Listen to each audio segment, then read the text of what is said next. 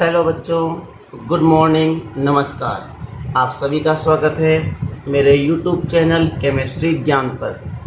बच्चों, next concentration term है हमारे पास डेमल या डीमल भी बोल सकते हैं। बच्चों, ये भी लाइक एज मोलरिटी होती है। मतलब अगर इसकी मैं डेफिनेशन लिखूँ तो क्या लिख सकता हूँ?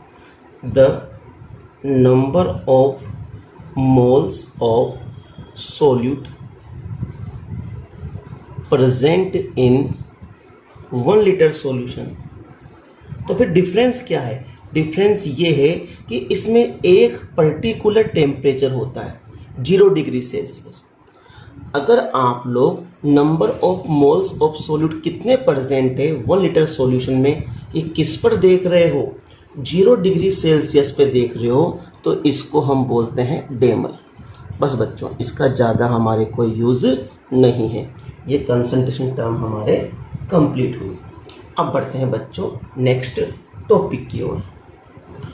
बच्चों, नेक्स्ट टॉपिक है हमारे पास वॉल्यूम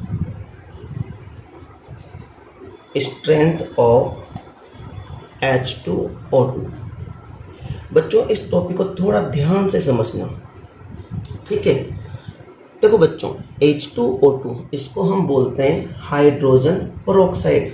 और आप लोग जानते हो कि जब हाइड्रोजन पेरोक्साइड को डीकम्पोज किया जाता है तो ये कौन सी गैस प्रोड्यूस करता है? Oxygen gas. ठीक बच्चों, अगर इसकी डेफिनेशन में लिखना चाहूँ तो इस बात को हम समझेंगे। 1 लीटर H2O2, समझना बात को, 1 लीटर H2O2 जितने लीटर ऑक्सीजन गैस प्रोड्यूस करता है वही उसकी वॉल्यूम स्ट्रेंथ कहलाती है। अगर मान लो H2O2 के 1 लीटर ने 30 लीटर O2 गैस प्रोड्यूस की डीकम्पोज के बाद, तो ये 30 लीटर ही इसका क्या कहलाएगा? Volume strength. जैसे मान लो कहीं पर लिखा हुआ है 5VH2O2, क्या लिखा हुआ है? 5V। V का मतलब वॉल्यूम। तो इसका मतलब ये हुआ कि 1 लीटर H2O2 ने कितने लीटर ऑक्सीजन गैस को प्रोड्यूस किया है? 5 लीटर को। It is the volume strength of H2O2। जैसे कि इसने कितना प्रोड्यूस किया? 30 लीटर। तो इसको मैं क्या लिख सकता हूँ? 30VH2O2। अगर आपके सामने इसे लिखा हुआ आता है 30VH2O2, तो इसका मतलब आप समझ जाना कि ये जो H2O2 है इसका 1 लीटर डीकम्पोज होकर 30 लीटर वॉल्यूम ऑक्सीजन गैस को प्रोड्यूस कर रहा है। तो बच्चों, अगर मैं इसकी डेफिनेशन लिखना चाहूँ तो क्या लिख सकता हूँ? The volume of oxygen, the volume of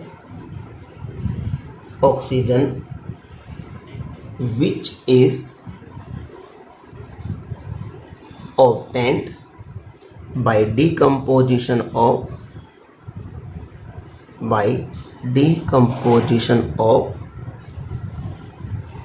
1 liter H2O2 8 SPP is known as volume strength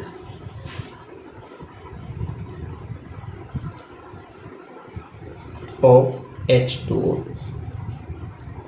तो बच्चों, ये हो गए। तो एग्जाम्पल के तौर पे मैं क्या लिख सकता हूँ? If volume strength of H2O2 is 10V, तो इसका मतलब क्या हुआ? It means 1 litre H2O2 gives 10 liter O2 gas at SPP by decomposition.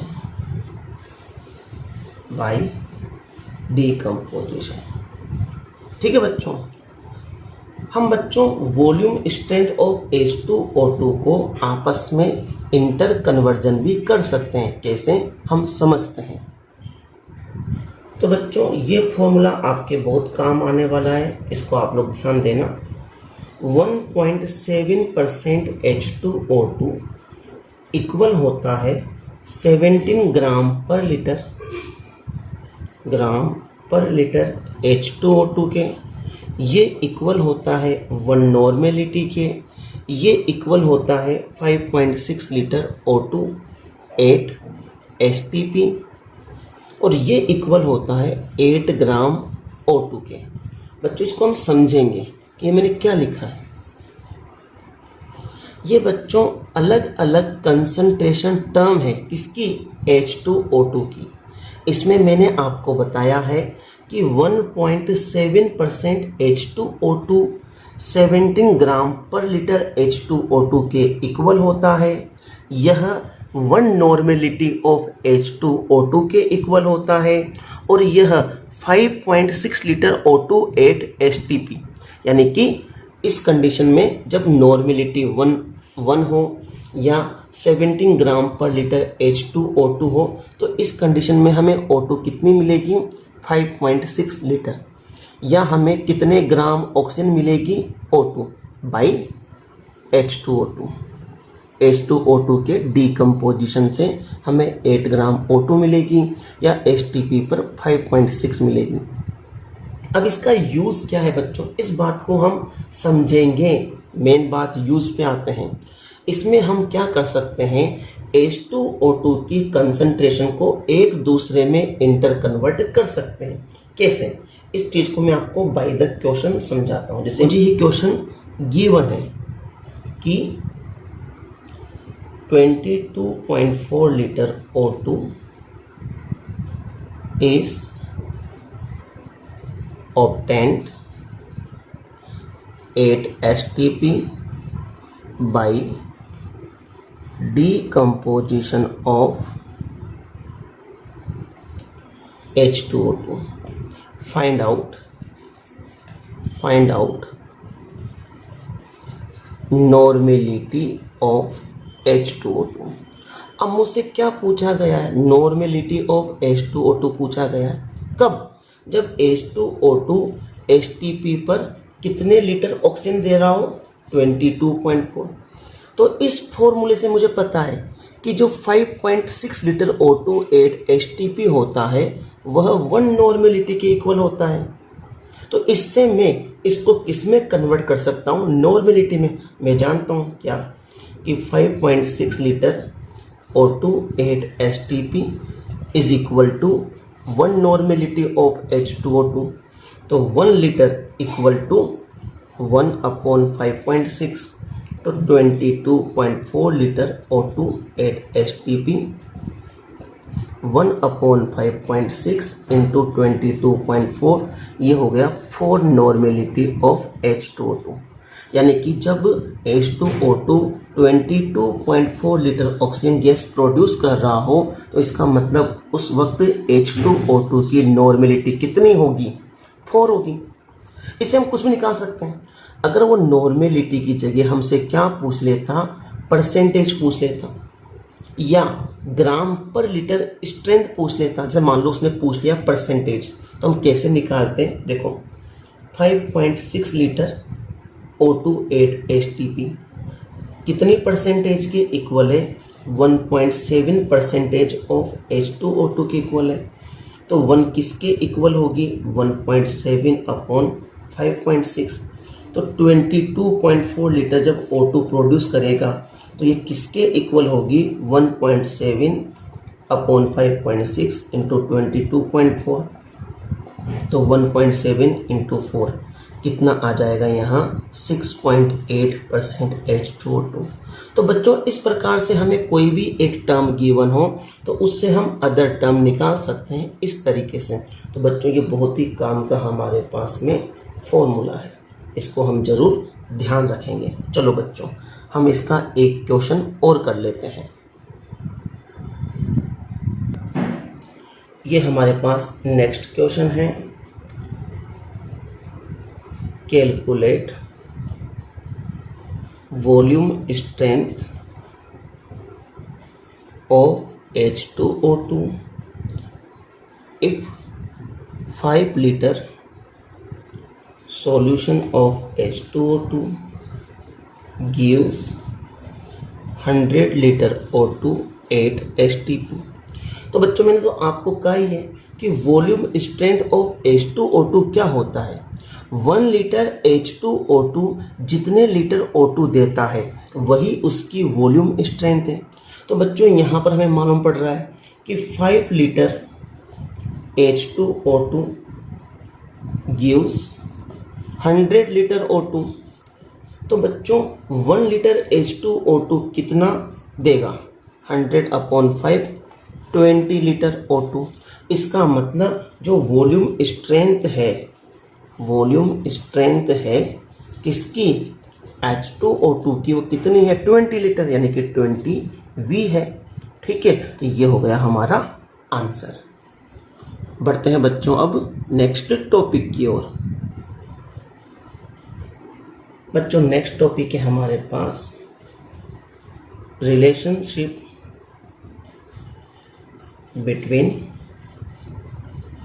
मोलेरिटी and molality. तो बच्चों इसके लिए मैं एक डायरेक्ट फॉर्मूला आपको लिख रहा हूँ जो आपको याद रखना है। स्मॉल m, यहाँ पर स्मॉल m किसको रिप्रेजेंट कर रहा है बच्चों? मोलेलिटी को। और कैपिटल M किसको रिप्रेजेंट करता है? मोलेरिटी को। तो बच्चों इसके लिए क्या फॉर्मूला बन जाता है? 1000 इंटू M। कैपिटल M किसको कर रहा है रिप्रेजेंट? मोलेरिटी को। 1000D minus M into MP। बच्चों इस फॉर्मूले की हेल्प से हम मोलेलिटी अगर गिवन हो तो उससे मोलेरिटी निकाल सकते हैं, और अगर मोलेरिटी गिवन हो तो हम उससे डायरेक्ट मोलेलिटी निकाल सकते हैं। यहाँ पर बच्चों D क्या है? डेंसिटी है, और ये MB क्या है? मोलिकुलर वेट ऑफ सॉल्यूट है। मोलिकुलर वेट ऑफ सॉल्यूट है। तो बच्चों ये एक डायरेक्ट फॉर्मूला है जो हमारे काम आएगा। ठीक है, तो आपको बच्चों ये फॉर्मूला याद रखना है। इसकी हेल्प से आप डायरेक्ट मोलेरिटी से मोलेलिटी और मोलेलिटी से मोलेरिटी निकाल सकते हो। क्लियर बात है? ठीक है बच्चों, नेक्स्ट टॉपिक देखते हैं। तो बच्चों हमारे पास नेक्स्ट है relationship between molality and mole fraction. तो बच्चों क्या रिलेशन होता है? मोल, अगर हमारे पास दो कंपोनेंट है यानी कि A एंड B है, सॉल्यूट और सोलवेंट है हमारे पास। A को हम क्या मानते हैं? सोलवेंट, और B को क्या मानते हैं? सॉल्यूट। तो क्या होगा बच्चों? XB/XA मोलेलिटी यानी कि small m into MA upon 1000। यहाँ स्मॉल m का मतलब क्या है? मोलेलिटी है। MA का मतलब क्या है? Molar mass of solvent. A का मतलब हमेशा क्या हो कहते हैं हम? सॉल्वेंट। XB का मतलब क्या है? Mole fraction of solute. और XA का मतलब क्या है? मोल फ्रैक्शन ऑफ सॉल्वेंट है। तो बच्चों इस फॉर्मूले की हेल्प से हम मोलेलिटी और मोल फ्रैक्शन के बीच में रिलेशन देख सकते हैं। ठीक है बच्चों, इसको हमें पता है कि जो मोल फ्रैक्शन का सम होता है वो हमेशा कितना होता है? =1 होता है। तो अगर हमें XA गिवन नहीं हो या XB गिवन नहीं हो तो इस कंडीशन में हम फॉर्मूले को चेंज भी कर सकते हैं। अगर हमें XA गिवन नहीं है, केवल XB गिवन है, तो मैं XA की जगह क्या लिख सकता हूँ? 1 - XB, और इस कंडीशन में फॉर्मूला ये हो जाएगा।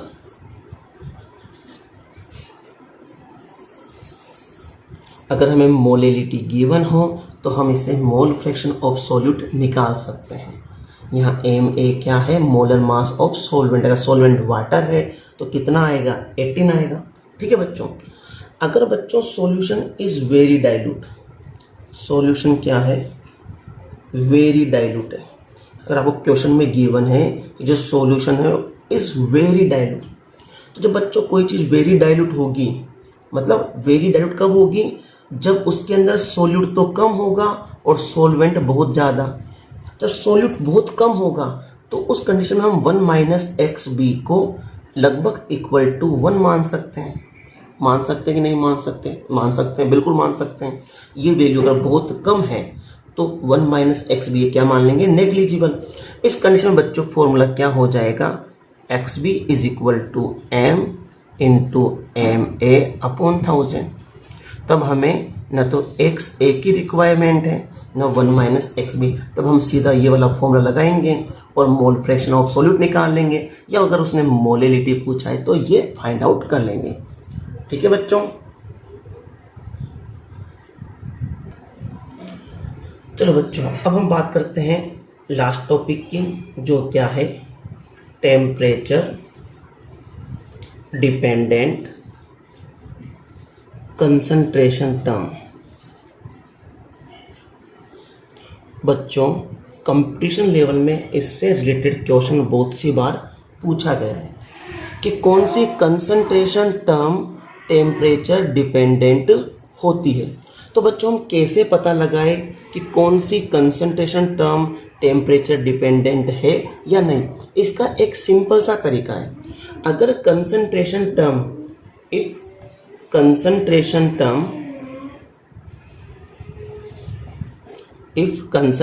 term have volume, जिस भी कंसंट्रेशन टर्म में क्या आ रहा हो, वॉल्यूम आ रहा हो, वो हमेशा टेम्परेचर डिपेंडेंट होती है, क्योंकि टेम्परेचर इंक्रीज करने या डिक्रीज करने पर वॉल्यूम में चेंज होता है। तो हम क्या लिख सकते हैं, if concentration term have volume then it will be temperature dependent, temperature dependent। और जिनमें वॉल्यूम नहीं होगा वह टेम्परेचर डिपेंडेंट नहीं होगी।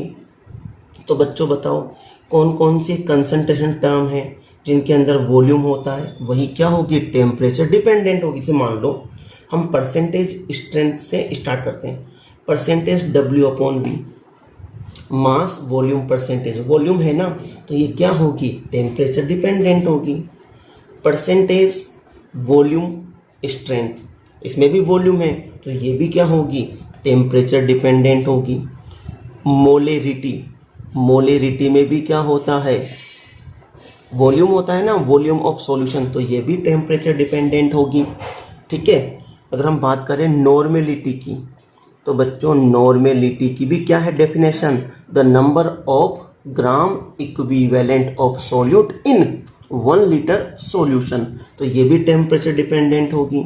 हम बात करें फॉर्मेलिटी की, फॉर्मेलिटी कैपिटल एफ, तो बच्चों हमें पता है ये तो इक्वल टू मोलेरिटी होती है, the number of formula mass in 1 litre solution, तो 1 लीटर सॉल्यूशन मतलब वॉल्यूम होता है, तो ये भी क्या होगी, टेम्परेचर डिपेंडेंट होगी। पीपीएम, जो पीपीएम होता है, पीपीएम, पीपीएम बाई वॉल्यूम, जो पीपीएम बाई वॉल्यूम है उसमें भी वॉल्यूम आता है, तो ये भी टेम्परेचर डिपेंडेंट होगी। एक होता है बच्चों पीपीएम बाई मास वॉल्यूम, इसमें मास और वॉल्यूम आता है, तो ये भी क्या होगी, टेम्परेचर डिपेंडेंट होगी। ठीक है, और बताइए आप लोग डेमल, डेमल भी क्या था, the number of moles of solute present in 1 litre solution at 0 degree Celsius, तो बच्चों इसमें भी वॉल्यूम आता है, तो बच्चों ये भी क्या होगी, टेम्परेचर डिपेंडेंट होगी। बच्चों रट्टा मारने की कोई ज़रूरत नहीं है, जिसमें वॉल्यूम आता है वो टेम्परेचर डिपेंडेंट है। अब हम बात करते हैं बच्चों टेम्परेचर इंडिपेंडेंट कंसंट्रेशन टर्म की, जो टेम्परेचर के ऊपर डिपेंडेंट नहीं होती। अब बच्चों आप लोग खुद बताइए इसमें कौन नहीं होगी, जिसमें वॉल्यूम नहीं आता, जैसे कि percentage W upon W, volume नहीं है। मोलेलिटी क्या होता है, the number of moles of solute present in 1 kilogram solvent, volume का यूज नहीं है तो ये भी नहीं होती। मोल फ्रैक्शन, मोल फ्रैक्शन में भी मोल की बात करते हैं हम, वॉल्यूम नहीं आता। ppm by mass.